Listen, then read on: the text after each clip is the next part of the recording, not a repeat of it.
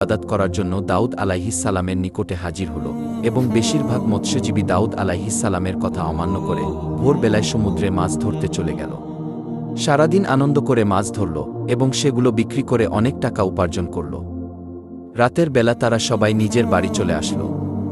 পরের দিন ভোরবেলা যখন কয়েকজন লোক ইবাদত করার জন্য যাচ্ছিল, তখন তারা দেখল সমস্ত এলাকা একেবারে নিশ্চুপ। এটা দেখে একজন অপরজনকে জিজ্ঞাসা করল, আচ্ছা বলুন তো ভাই, আজকে এত নীরব কেন? কি হয়েছে? আজকে কি তারা মাছ ধরতে যাবে না? তখন অপর ব্যক্তিটি বলল, আমিও তো কিছু বুঝতে পারছি না।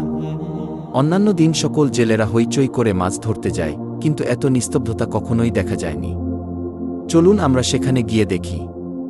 এই বলে তারা সবাই পাশের বাড়ির ভিতরে চলে গেল।